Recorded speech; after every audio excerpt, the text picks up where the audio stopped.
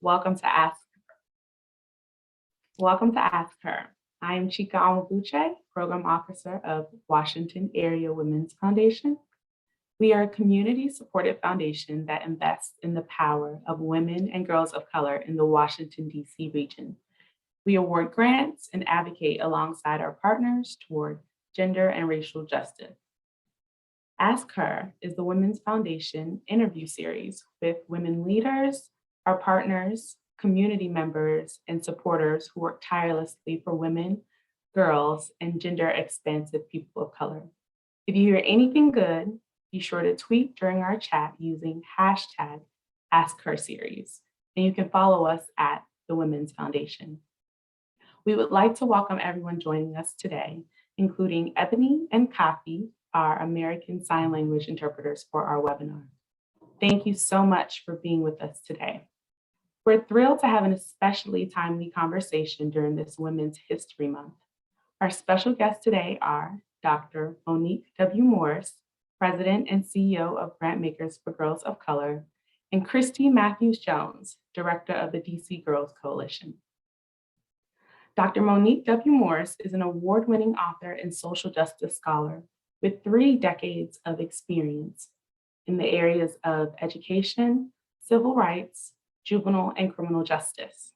Dr. Morris is the president and CEO of Grantmakers for Girls of Color, the nation's only philanthropic organization explicitly focused on resourcing movements and organizations led by and in support of girls and femmes of color. Dr. Morris is the author of 2 forthcoming books, Muse to the Maestro, Educator Notes to End School Pushout for Black Girls, and That's Why I Got Rhythm, a graphic novel about supporting Black girls who stand in their gifts. Kristi Matthews-Jones currently serves as the director of the DC Girls Coalition, which works to support young girls of color, transgender girls of color, and gender non-conforming people of color to advocate for issues impacting them. She previously worked at the Washington Legal Clinic for the Homeless for almost 15 years as their grassroots advocacy coordinator, where she worked with people who were experiencing poverty in various ways to advocate for services, resources, and on the dismantling of systemic oppression. In addition, she's worked at the Fair Budget Coalition in DC as their grassroots advocacy coordinator. She has also served as a lead instructor for Black Swan Academy and an after-school program that works with Black and Brown youth in discovering pride, power, and person within themselves and their community. Welcome, Monique and Kristi. Can you both tell us about your organizations and the work that you do? We'll start with you, Dr. Monique. Thank you. I'm very, very pleased to be here. I put in the chat an adjustment. I realized that you were reading from an older version of the bio that had an older title name. So in the chat, you'll see that everyone can access the updated title for the next book that's coming out, just for that correction. Grantmakers for Girls of Color, as you mentioned, we affectionately call it G4GC. You mentioned it is the only national philanthropic organization that works to exclusively resource organizations and movements that are led by and focused on cis and transgender and non-binary young people of color, folks who identify as girls, femmes, and are operating, I would say, ultimately at the intersection of multiple identities. We have 4 signature funds that we move resources through. Our largest fund is our Black Girl Freedom Fund. We also have our Love is Healing initiative fund that allows us to do some work initially in response to COVID, but it has become our general resourcing fund. And we have 2 special initiatives. One is the New Songs Rising initiative for Indigenous girls, which is done in partnership with 7th Generation Fund for Indigenous Peoples, and our Holding a Sister initiative, which is orchestrated in partnership with the Black Trans Fund that moves resources out in support of trans girls of color. Really excited about the way that G4GC has been able to engage in conversations about equity, obviously centering and focused on resourcing and moving conversations in philanthropy around supporting girls and femmes of color, but also how we are engaging with our community of grantee partners who are in a constant state of, I would say, reciprocal learning around what is necessary to support and engage in the development of liberated futures for girls and femmes of color. It is a large category of young people that we work with. We are really thinking about strategies that allow for us to engage in participatory strategies and practices that bring into our work the voices that really infuse our work with the voices and perspectives of young people. And so the work we're doing at G4GC, I would say, is ultimately a work in progress, but it is steeped in the wisdoms of our young girls and femmes of color. Kristi? Hello, everyone. So I'm Kristi Matthews-Jones. I go by she, her, queen, warrior pronouns. The DC Girls Coalition is a coalition based out of DC that focuses on supporting young girls of color, transgender girls of color, and gender nonconforming people of color in DC. We were reconvened in 2019. When we first convened, we were focused on young girls of color's interaction with the juvenile justice systems and the lack of resources that led to them interacting with the juvenile justice system. And our new convening, we expanded and realized that we needed to be looking at support that young girls of color, transgender girls of color, and gender nonconforming people of color needed in general in the community. We also felt it was crucial that our managing entity be young people. So we are managed by a youth advisory board made up of young people of color, young girls of color and gender nonconforming people of color specifically, who from ages 11 to 22, who make all of the final decisions of our coalition work and really push our coalition members to organize around issues impacting their community in a way that they feel will be effective change and not just Band-Aid on solutions. We have several different campaigns that we're working on. We're working on Consent at 16 in healthcare, housing, and education, trying to get youth agency over their ability to navigate those systems when they don't have an adult in their lives who is supporting for whatever reason. We are also advocating for strong changes to mandatory reporting, which we do not feel is a beneficial program to young people of color. And so we're advocating for strong changes to that program. We are also advocating for police-free schools and the removal of police from schools. And in the meantime, creating a youth-centered approach to complaints for police in schools so they have a safe way to address issues that they have with the police that are currently in their schools. And lastly, we're advocating for a variety of things that relates to education as a response to COVID-19. And we also provide social and emotional support in a variety of ways, which I'll probably talk about a little bit later. We have about 25 coalition members. Our youth advisory board is made up of 9 young people. We also have a youth ambassador that helps run the coalition, as well as we have a network of about 50 young people, all young people of color, so that includes transgender boys and young boys of color, because we think it's important that we don't create policies that will harm them while trying to create policies that will uplift young girls and transgender girls and gender nonconforming people. So we do have a space for them to come and review what we're creating. And we just try our best to just be supportive and responsive to what the youth bring to us. And I'm really excited to be here and talk a little bit more about that. So much, Kristi. So we'll dig into some meat a little bit. Dr. Monique, what are some trends you've been seeing in your work as it relates to Black girls and femmes nationally? What has made this either better or worse? And what impact has the pandemic had on your work to this date? I think it's important to note that Grantmakers for Girls of Color as an independent organization was really established at the start of the pandemic. So really, all of what we have built and been building is greatly informed by by the lessons of the pandemic, by the pandemic, and what I usually refer to as the pandemic at the, with the recognition that the populations that we're talking about have operated with pre-existing conditions that were steeped in racism and gender bias, sexism, homophobia, transphobia, ableism, all the things that prevent our society from being great, that prevent girls and femmes of color from being great.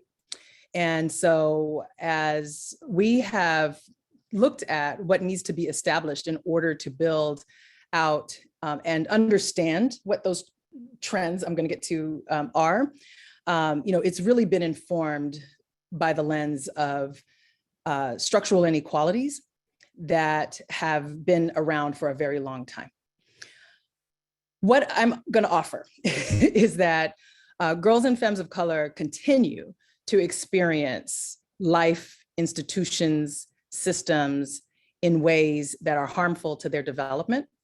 Those include access to healthcare, those include access to quality education, those include disproportionate representation in harmful carceral systems. That includes, a host of conditions around exposure to sexual violence, physical violence, emotional violence. However, it also, means that our girls and femmes have been able to engage in the development of some really exciting, innovative, and I would say, strategies, systems, and programming that are disruptive to those conditions, that are responding to their own well-being in a very different way. It's the thing that actually makes me really excited about the work that we get to do at Grantmakers for Girls of Color, because we are resourcing more than 200 organizations across the country that are working in extremely wonderful ways with our young people, and that are allowing us to see not just the harmful conditions that continue to be pervasive in their lives, but the way that these young people are taking a hold of their own existence and informing what is possible in moments that are as severe and crisis-driven as the ones that we've been in for the past 2 years. Obviously, the pandemic had a negative impact on young people who were already vulnerable, who were already living in ways that have historically been, sort of referred to as, marginalized. And what the pandemic did was just deepen the harm, but it also exposed in a lot of ways the conditions that young people were navigating alone. We know that, girls and femmes of color have been touched by many of the, sort of systems that were, at the core of everyone's conversation at the beginning of the pandemic. These are the girls who are essential workers. They are the young people whose families are essential workers. They are, they were disproportionately impacted initially by the fatalities associated with the pandemic.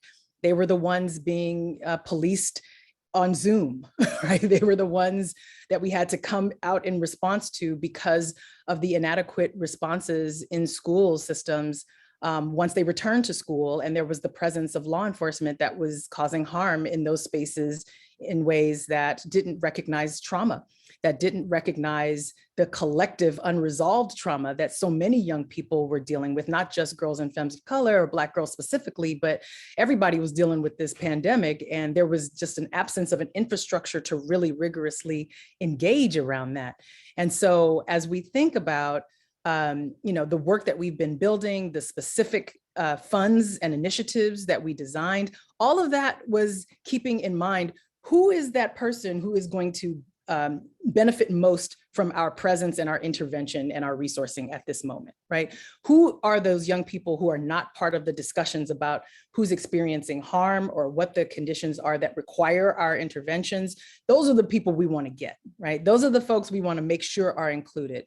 So we've been working, in partnership with a number of other organizations, young girls and femmes themselves, to help us understand better what those look like, what our language needs to be as it evolves in this conversation, and how we, adequately show up in philanthropy as a partner and as a trusted partner that is not dictating an agenda but responding to what, again, these young people believe to be necessary to support their liberated futures. Kristi, I'm going to ask you, what are some trends you've seen locally in the DC region? What has made this either better or worse? And what impact has the pandemic had on your work to this date? Yeah, so for us, I think that one thing that we need to acknowledge is that Black girls and femmes and really all girls of color are kind of under attack, and they've been under attack for many years, but the attack is getting stronger and more harsher, and the results of that attack is really harming our young people. Black girls and femmes are trying to navigate systems that are not set up to support them, similar systems like education, housing, healthcare, and other resources, for example, are not set up to be supportive. And while trying to do that, they're also trying to support their families, trying to be there for other people in their lives, and carrying a lot of weight, honestly, on their shoulders that is becoming harmful. There's all these, the history of how we treat Black women and Black girls in particular, as we build them up to be strong, and we build them up to be like, you can take on anything, you're strong, you're powerful, which is true, but that also leads to a system in which they don't, their vulnerability isn't seen, resources are not provided to them, they're assumed to be able to overcome anything, so therefore we don't have to address the issues impacting them. I think one thing that's happening in DC and probably all over the area, DMV and nationally, is that there's two folds of things happening. There's an adultification of young girls, particularly Black and brown girls of color, where we are treating them as adults. We're sexualizing their behavior. We're punishing them for things that are normal teenage behavior, or things that they're doing that is normal in a very inappropriate way, while simultaneously not giving them agencies over aspects of their life that will determine their future, not giving them the ability to make their own education decisions, not giving them the ability when necessary and needed to make their housing decisions, not giving them the ability to have a say in what happens with them in the healthcare system. And it's causing a lot of trauma, and it's causing a lot of concern. We in DC, I think the things that are making it worse are similar: racism, sexism, but also capitalism. We live in a society where money controls what you get. And while we know the solution to a lot of the issues that exist, homelessness, healthcare issues, hunger, a lot of the solutions to this is very simple. To stop hunger, you feed people. To end homelessness, you house people. To make sure people get where they want to go education-wise, you provide them with school and resources to do that. But unfortunately, capitalism is leading a lot of these things, which means that if you don't have the money to get the resources, then you can't get the bare basics of your needs met. And I think that is detrimental to the Black girls and femmes that we see in our work. They are trying to navigate through life in systems, unfortunately, that are telling them that they are not good enough, that they're not going to make it, and all the odds are stacked against them. The majority of the girls that we work with are in low-income housing. They have younger siblings. They have other responsibilities in their house, and they're having to constantly juggle a variety of things just to survive and make sure that they can make it out. And I think that that is one of the things that are hurting them. For us, the pandemic obviously made it worse. Like, it did not make it better. But what we saw with the pandemic is the emotional harm for our young girls of color increasing tremendously. Because not only did they go from trying to battle through their needs, but they started to see their family members die. They started to see their teachers die.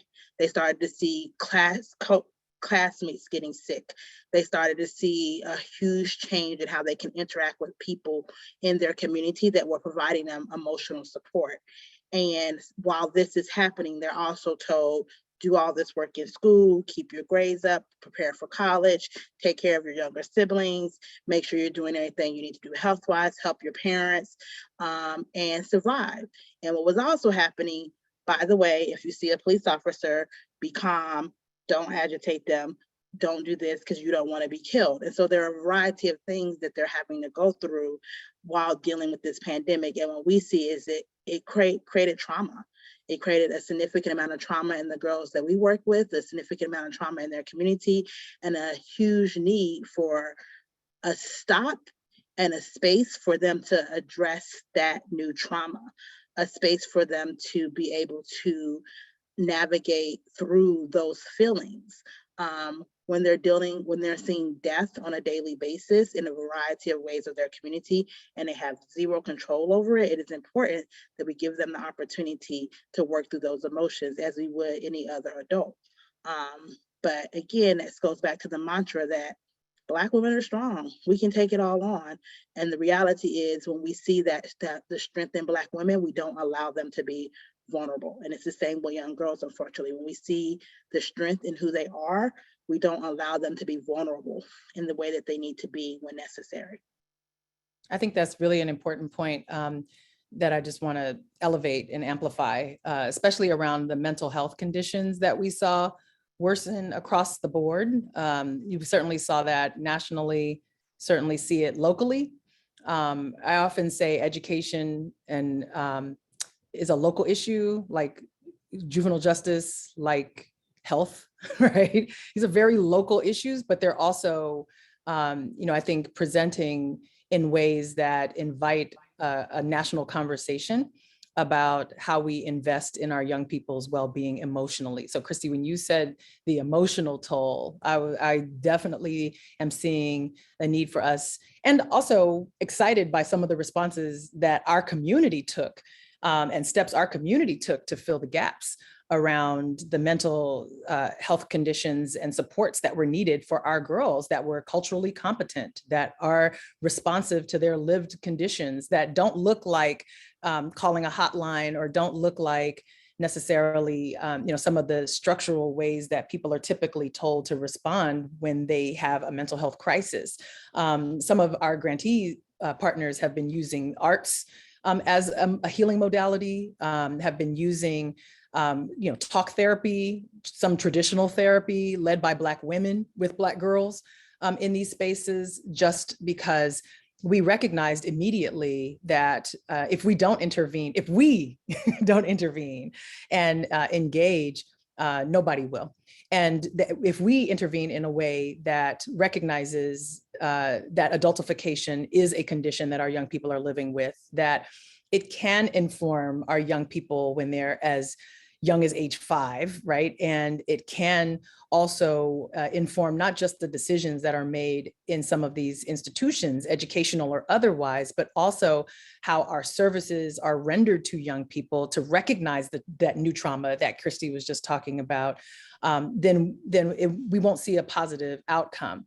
We saw that many Black women and women of color across the country saw and predicted that this would be something that we needed to make sure we were responsive to. And so I just want to elevate the brilliance and shine a light upon, a lot of these women, like Kristi, like others across the country, who were like, we know what's about to happen, and we need to make sure that we are in this space providing healing spaces for our young people, but also that we're interested in building out modalities that allow us to be more intentional with how we're holding and keeping our girls and femmes safe, right? How they are defining safety, how we can then be allies, adult allies in the space with young people who need us to be in spaces, or where we have access to certain spaces and resources that they don't, to advocate for them. We saw this taking place across a number of communities, some that would call us directly to say, we have this crisis, we're thinking about engaging in this particular way, can you support this innovation? And also, folks who didn't call us, that we recognized and saw in other spaces, who we then called to say, we see you in this space doing this work, how can we be helpful? So it's about having some of those conversations and having, I think, our finger on the pulse of what's happening in our communities. But I want to elevate the importance of being really authentic and true to the modalities that our young people need to engage in the healing, not just reinforcing some of the structures that might already be in place and giving them access to beds or access to seats. That's not what we're talking about. We're talking about being able to invest in their wisdoms and our ancient knowings as well. If I could just add really quickly, Chika, Sure, yeah. because you made me remember a point. And one thing that we did to respond to some of the emotional needs is we hosted 6 healing circles led by a community healer over the summer. But what I think is important to understand is those healing circles were birthed from our youth advisory board. They came to us and was like, look, I know we're trying to organize to get emotional support in schools. We don't have time to wait. Like, we need something now. Can't we just like create something? They asked us, can we just create something where we can do it ourselves? And we brainstormed and came up with those sessions, and we worked with about 30 young people over the summer to develop coping mechanisms, support resources around the trauma that they were experiencing in the pandemic. We will be doing those healing circles again this summer, but what we also have acknowledged and highlighted is they are not enough. We unfortunately had to turn away some young people because in order for it to be impactful, we had to have a certain number, and they're not enough. It's just the reality. There weren't enough. And I think that, but what is crucial is that we responded to what the youth asked us for. If you listen to young people, they will tell you what they need. It's up to us to respond to those requests instead of assuming that they're asking for something different. That's right. Appreciate both of you saying that. And that actually leads me to my next question. So the Women's Foundation, we increased our grant making to local safety organizations, providing culturally specific support to survivors of abuse 2 years ago. Can you talk a little bit about some of the safety work and initiatives you have in place at your organization? And to your point also, Kristi, can you name how you've incorporated youth decision-making and voice in some of these initiatives? Yeah, so the healing circles is one space, obviously, that we have. We also do a yearly, as a response to COVID, we do a yearly town hall where we have young people come and share their experiences and identify things that relate to the pandemic. I know if we're in this idea that the pandemic is over, but the reality is it's not, and it's definitely not over for our young people, and it probably won't be over for them for many, many years. So we still try to respond to that.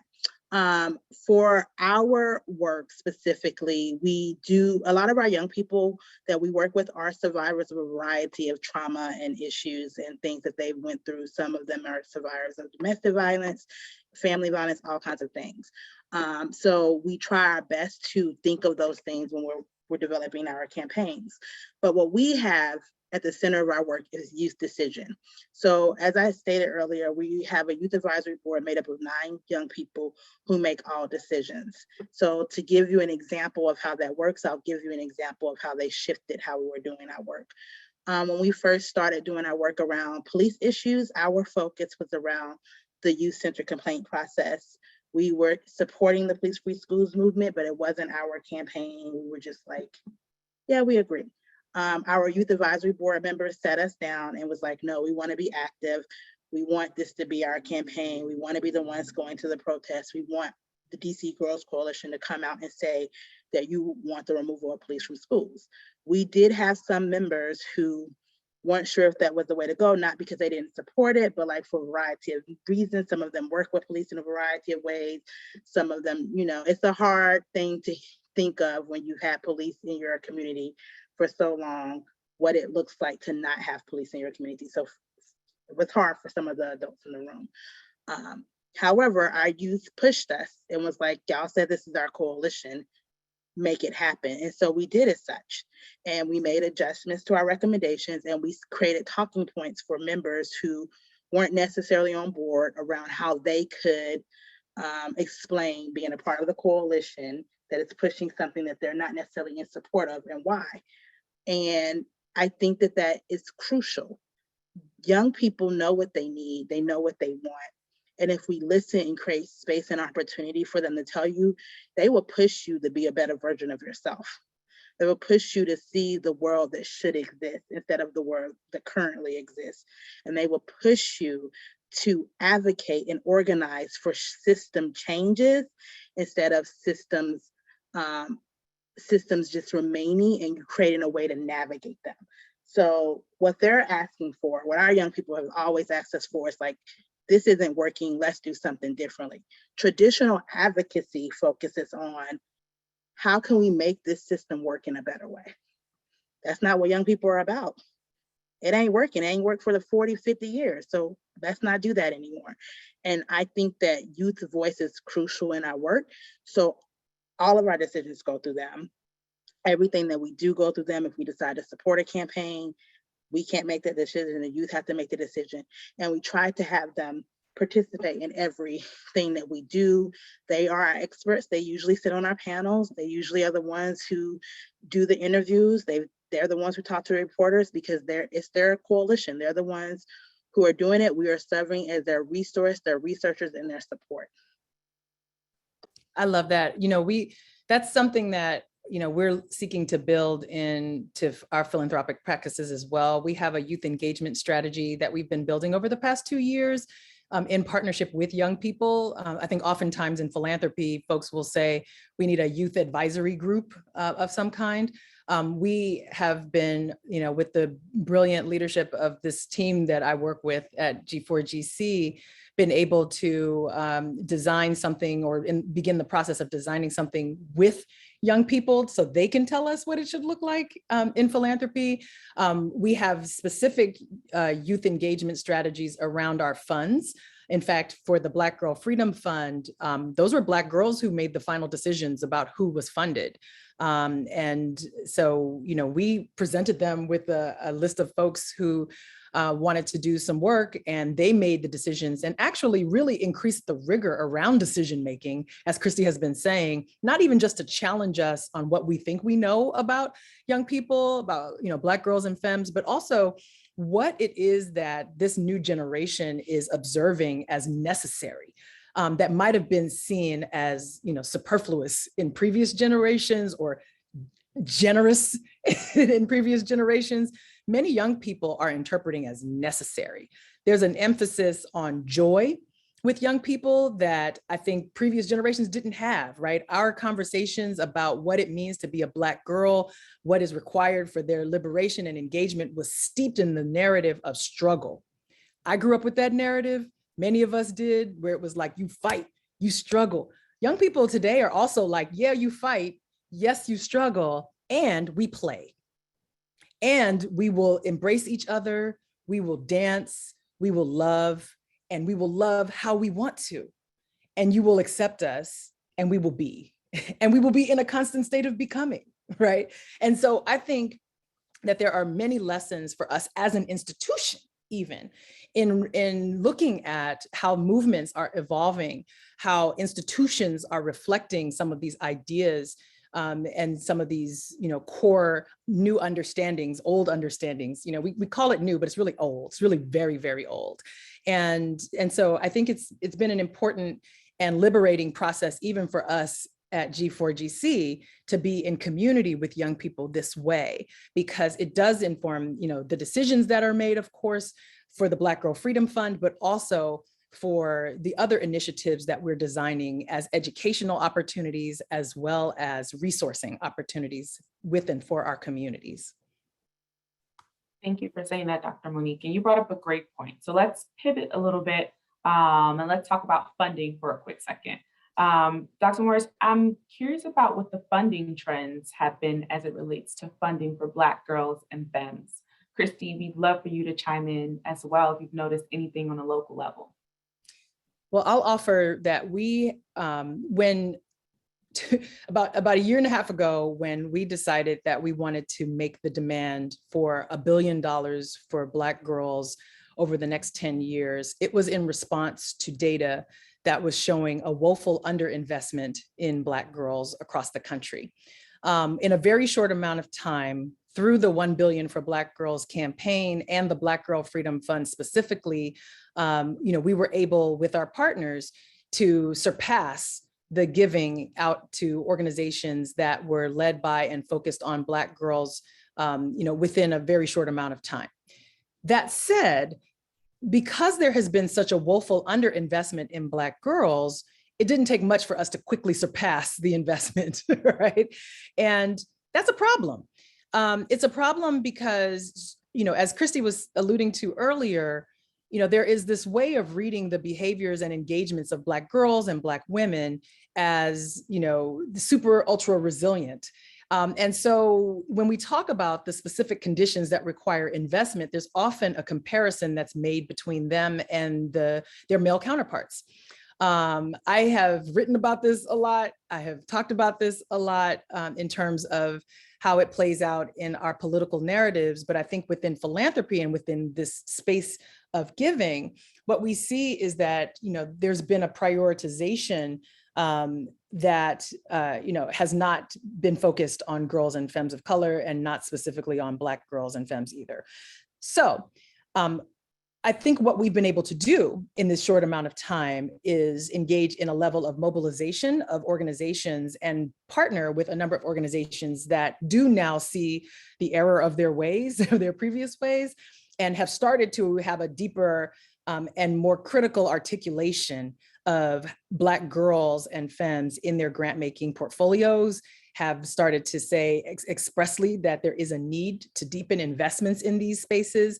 I think what we've been able to determine so far is that a number of the promises that were made, or the commitments that were made in terms of money that would flow into Black communities in response to the racial justice conversations that were happening in 2020, really came in the form of investments, or have been sort of categorized under investments. And so we've been having conversations about what that then looks like for Black girls.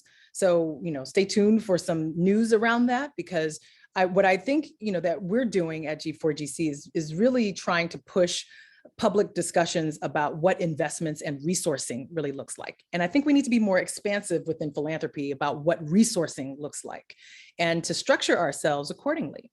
So those are some of the things that I've been seeing. What I will say is this, as part of the 1 Billion for Black Girls campaign, we have been working on the development of a data collection tool that will allow us to actually see how money is flowing into and impacting Black girls. I said this in Black Stats years ago. I say this all the time as a researcher. If we don't ask the question and map the data, there's no structure of accountability around how we're moving. And so we've been inviting our colleagues in philanthropy to really join us in this effort to determine where the money goes when it reaches Black girls, how much of it is actually reaching Black girls, how much of it is reaching organizations that are led by Black women and femmes for Black girls. Like, how are we designing our resourcing infrastructure such that it can really, facilitate empowerment and facilitate liberated futures within for Black girls and femmes. So I think there's a lot of unanswered questions around this. I see in the chat there's somebody put, can I talk more about the data collection tool? So I'll just briefly say, we'll be sharing elements of the tool out more publicly as a beta test this year, and really designing it for launching in the next couple of years. We thought, at this point, there have been a lot of organizations that collect data in very different ways about Black girls and femmes in our communities. Our data collection tool is designed to uniformly collect data that will invite philanthropic organizations to share with us information about how they are moving resources in support of Black girls and femmes. But we're doing it, and we're designing this tool in alignment with the values of our community. And so we're taking our time to design this instrument because we want to interrogate questions around consent and use of data. We want to make sure that our young people feel comfortable knowing that we're trying to map data that is associated with what is being resourced in their lives. And so that takes time. All of these participatory strategies that we say we want to engage do take time to develop, and we're taking that time to develop it. We have a wonderful research and advocacy team at G4GC that has been doing some of that work, will continue to do that work, and will be in community and conversation with others in philanthropy around what is needed, in addition to being in conversation with those who are a part of our grantee community, to ensure that the data we reflect out into the world is accurate and speaks to the values of our community, as well as the data that we're inviting other philanthropic organizations to contribute to this tool to do the same. So if there are some deeper questions around our data collection tool, or if there's some interest in being a part of the beta test, certainly reach out to me separately at Grantmakers for Girls of Color, and I'll put you in touch with our team to be a part of that process. But we ultimately need to get a better handle of what monies are moving into communities around Black girls.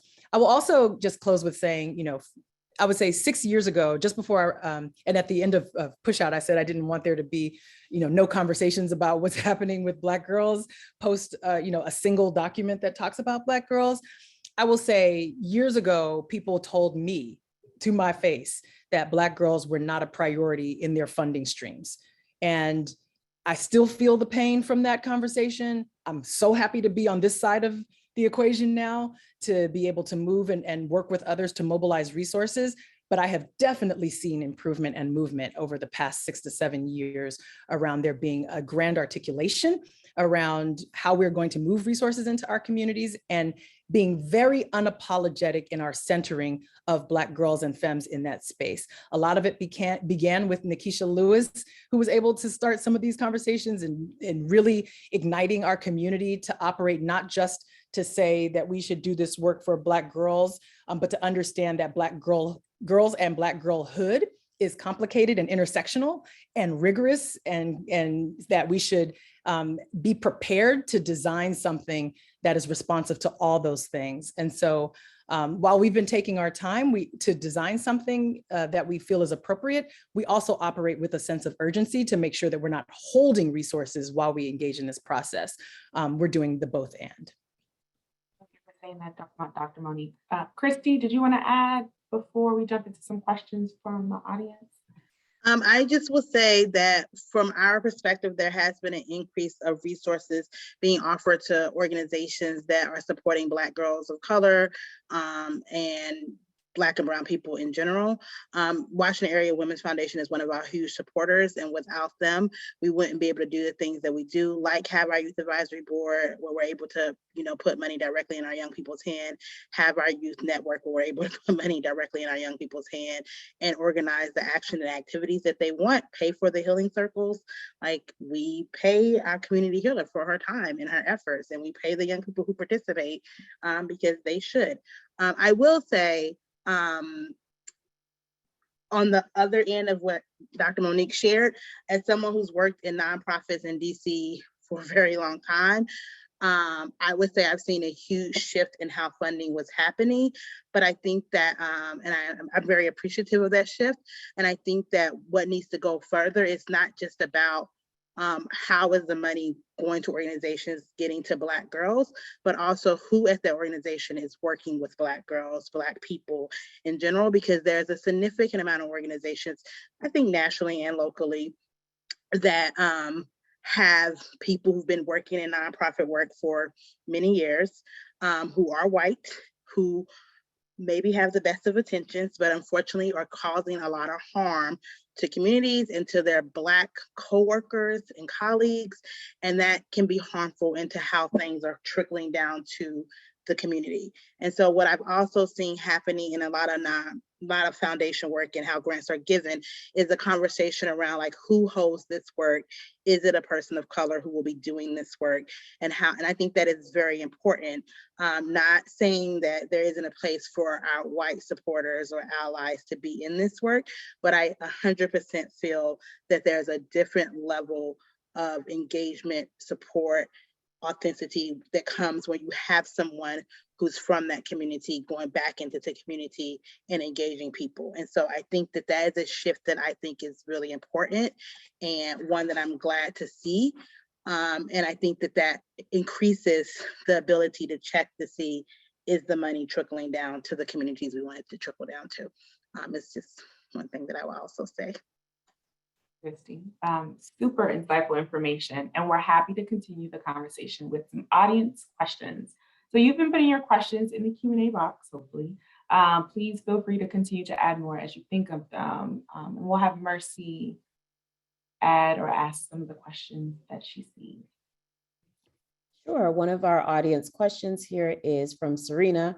How can we help young girls deal with the trauma in an impactful way that is healthy for them to move forward? I think that, so from my experience with the healing circles, I think two things were very crucial in that work. Number one, we had youth allies who participated who were also very honest and vulnerable about the trauma that they were experiencing with the pandemic, with personal things happening in their lives and in general. And I think it's crucial that young people see the people that they look up to are also trying to hold themselves accountable, make self-care a priority, and acknowledging that, you know, things got hard real quick and it's okay if you are struggling, because we are too. So I think being honest about where you are with young people is important.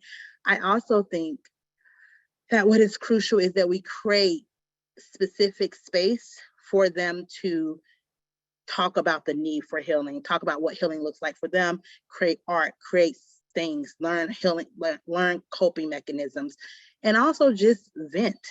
I think often the conversation about trauma is an afterthought, or a young person comes to a meeting to discuss something else, and we've had this happen. We've had young people come to our youth advisory board.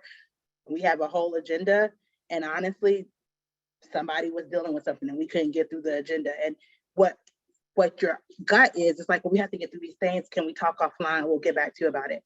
But what needs to happen is like, okay, it seems like we need a space right now to just vent. And we'll figure out the rest of this stuff when we figure it out. And I think it's crucial that you create those moments and those opportunities for young people, and just allowing them the space to be in that trauma, because so often they're told, you just need to move forward. You need to like power through. You need to like take some deep breaths and move past it. And that's not healthy for anyone, not young people, not adults, not anyone, not as a society. And that's something we need to shift wholeheartedly as a collective, because it's just not a healthy space. And that's when you see things boiling over and people hitting their mark and very bad things happen in a variety of ways. People take their own lives, people take other people's lives, people have all kinds of breakdowns and breakouts, and all you can think of is like, why is this happening? But if you look at the history of what's happening with that person, they tried it multiple times to say, I'm in need, and we didn't respond to that. So I think that creating, I guess my answer is, number one, being honest with when you are vulnerable and what you did that was supportive to you is very helpful to young people, because then they can see how it helped you. And creating space and opportunity to address trauma and healing mechanisms specifically instead of as an afterthought. I everything Kristi said. And I would just add that often I will say young people who are the most disruptive are the young people who have been most disrupted, right? And it's important for us to keep that at, really top of mind in all the things that we do that impact young people and that involve young people. And so if we do that, it shifts our understanding of what leadership looks like. It shifts our understanding of what healing is possible, and what that looks like too. And it also invites us into a more collective conversation about what is causing harm and how we respond to that harm, and who is responsible then for being a part of that process. The other thing that I would add is a lot of times we separate the trauma and the healing that is necessary in response to more immediate conditions in young people's lives from the historical trauma.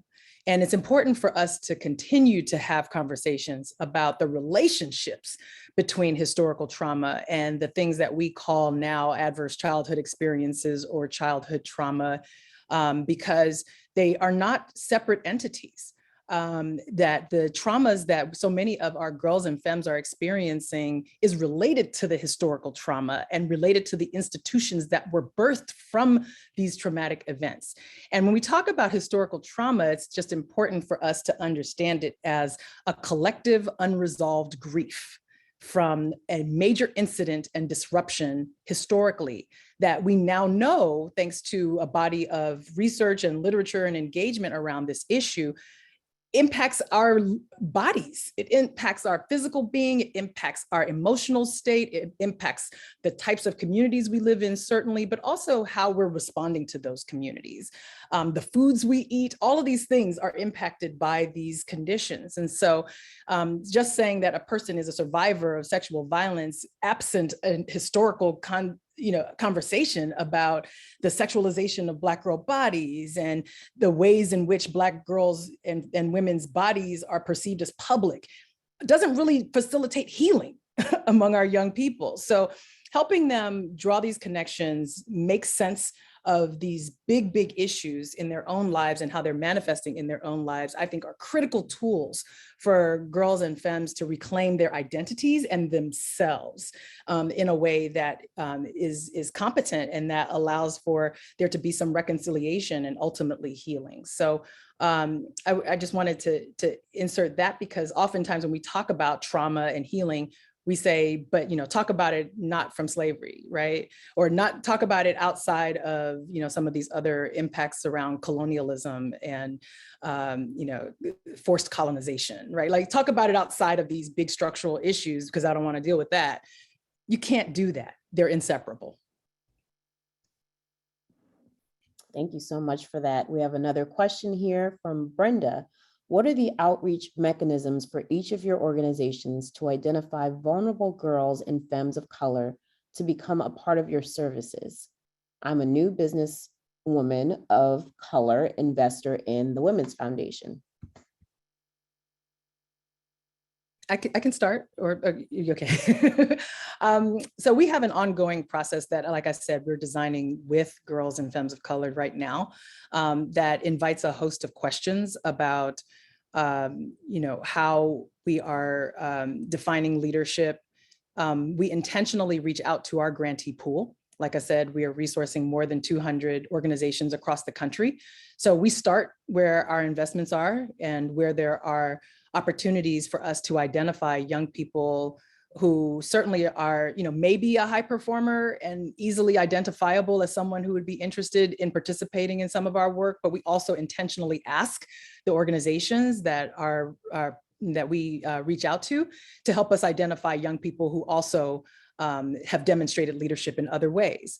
I think the wonderful thing about our team, which again, I absolutely love this G4GC team, is that many of us, most of us come from movement work, come from direct service work. And so understand many of the questions inherently that we should be asking the EDs and others who are leading this work on the ground with young people, particularly girls and femmes of color.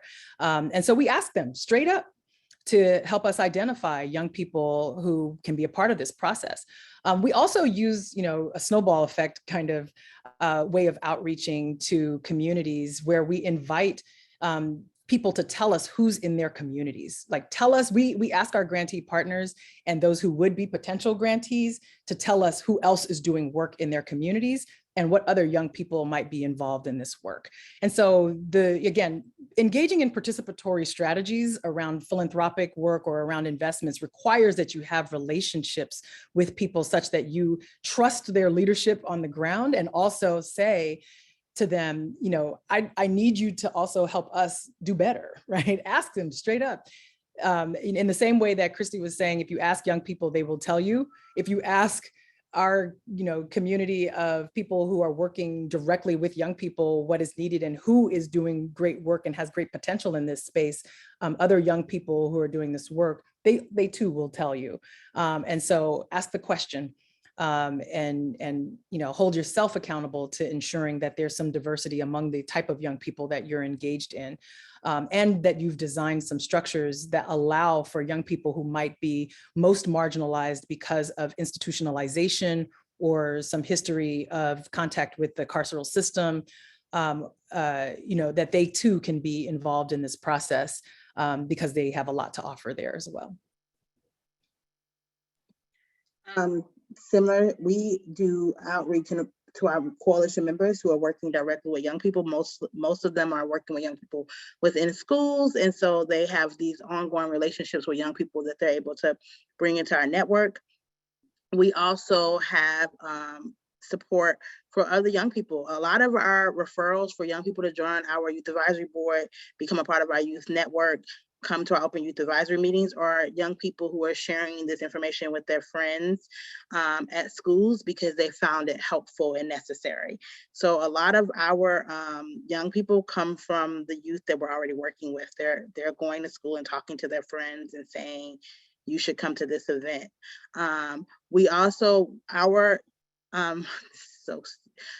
Instagram is ran by our youth ambassador, and she has done a phenomenal job of connecting us to young people. So one of our youth advisory board members came through us through Instagram. Her teacher saw a post, shared it with her. She reached out to us, was like, I need to be involved in this. And she's a very active member now. So I think that meeting young people where they are and making sure that you know who they're communicating with is crucial, and getting them to be in your space. I also think once young people see that you are providing support that they actually need, they will share it with other young people. And that's how we've built our network. Awesome. It looks like we have one more question here.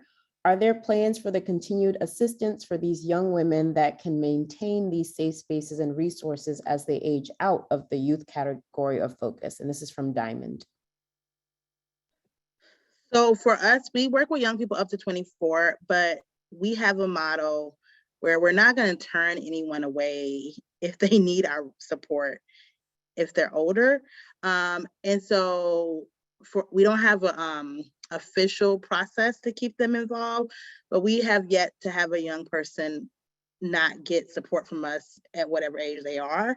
So I don't foresee that happening. I will say that we are hosted at Black Swan Academy, which has been working with young people for a very long time.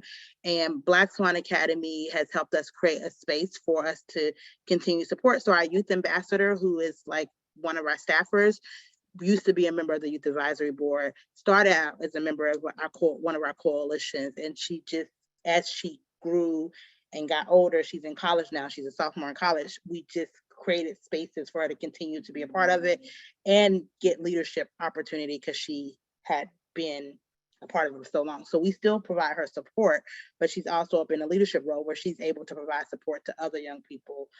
So I think that it just shifts, because I think a part of healing also, when we created the healing circles, we wanted to create an opportunity for young people to learn the skills that they need, but also to go into their community and provide those skills to other young people. So a part of the healing process is creating space for young people to help other young people. And I think that's how, another way you keep them involved no matter what age they are. But we're not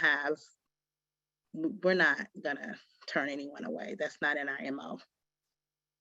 Yeah, I think similarly, well, certainly similarly, our resources, our definition around girls and femmes of color are those who are age 24 and younger. And so it is important, I think, to consider how we are defining youth, how it's impacted by some of the other identities young people hold and carry. You know, to the extent that our young people want to stay connected with us, we will work with our group of young people to determine what is best for that process. But certainly, you know, it is our hope to keep people in our community. It is our hope to design resourcing strategies that invite them to become donors and resourcers of their own movements. And so as we're thinking about how we even shape the understanding of who is resourcing movements in support of girls and femmes of color broadly, Black girls and femmes specifically, it is really our intention to have a series of conversations about just that, how we increase the capacity in our own communities to be those who are funding movements and who best understand what it is to live this experience. And so stay tuned, I guess, in that space for us. Both. It looks like we're almost a little over time now. We're exactly at it. So we're gonna have to end our conversation here. We're so grateful to have had this time with you today, Kristi and Monique. It's so needed as we all work to ensure women and girls are safe. Please stay in touch with the Women's Foundation and visit our website, thewomensfoundation.org. If you've enjoyed your time with us today, consider donating in support of Ask Her at thewomensfoundation.org/give. Be sure to join us for our next Ask Her in mid-April, sponsored by Crimson Bridge. Kristi and Monique, thank you so much for uplifting protection, preservation, and justice. Where can everyone engage with you and your organization? We have Instagram, so DC Girls Coalition Instagram, and also a Twitter. We're in the process of building out our website. You can also contact me directly. I'll put my email in the chat box if you're interested. And those are the ways. Grantmakers for Girls of Color is available and active across all social media platforms. And you can visit us at grantmakersforgirlsofcolor.org. Thank you, everyone. And if you have a specific interest in the Black Girl Freedom Fund, there's more information at the 1billionforblackgirls.org. Thank you, everyone, for joining us for this amazing and much needed conversation.